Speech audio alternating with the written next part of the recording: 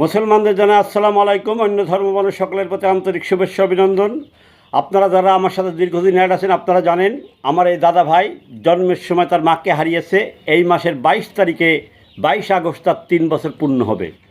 আজকে 20টা মাস সে জয় বাংলা বলছে, জয় বঙ্গবন্ধু, জয় শেখ হাসিনা, শেখ হাসিনা আসবে ফিরে আমার জন্য মিষ্টি নিয়ে আসবে।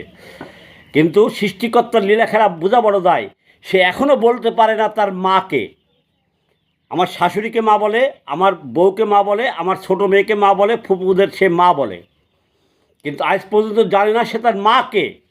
কিন্তু সে বঙ্গবন্ধুর কথা সে ভোলে না, শেখ হাসিনার কথা ভোলে না।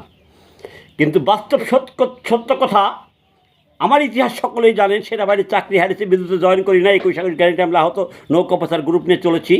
দলের এই দুর্দিন সুদিনে মূল্যায়নের মূল্য খেয়েছি। আমাদের অতীতের আন্দোলনের ফসল রাম ছাগল নেতারা ভ্যা করেছে আর অন্যদের নিয়ে খেয়েছে, আত্মীয় স্বজন প্রিয়জন প্রাইভেটলি গঠন করেছে।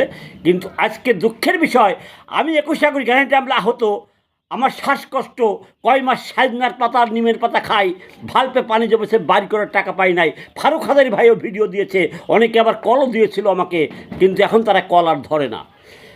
কিন্তু আমার দাদা ভাই সে সব বলতে পারে, শেখ হাসিনা বঙ্গবন্ধুর নাম সে বলে না, তার মার নাম মারা গেছে না বেঁচে আছে সে কিন্তু জানে না।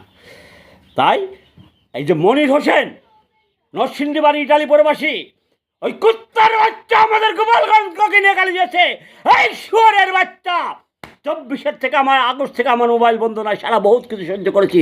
তোর কোন খানকির বাচ্চা আমাদের খবর নিয়েছে, কোন নেতা নেত্রী দেখা দেখা সরের বাচ্চা, তোরা তো তেলবাজি করে সালার বেড়া সালারা, নেতাদের তেলবাজি করে সালারা কোটি টাকার বালি খেয়ে আজকে ইটালি বসে আছিস। আর বঙ্গবন্ধুর বালের সৈনিক এখন দাবি তাই শালা ভিউ ব্যবসায়ী, শালা খানকির বাচ্চা, খালা খানকির বাচ্চা। তুই মা বলিস শেখ হাসিনাকে শালা খানকির বাচ্চা।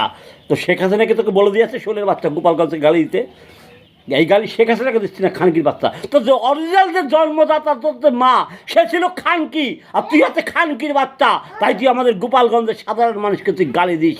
আমরা কেন ঢাকা ঘেরাও করি না? ঢাকা ঘেরাও করবো আমরা কি তোর বাপদাদার চাকর না তো শেখ হাসিনার চাকর? আমরা এই যা করছি এই দুর্দিনে বঙ্গবন্ধুকে আমরা ভালোবাসি, বঙ্গবন্ধুর কবরকে আমরা হেফাজত করেছি।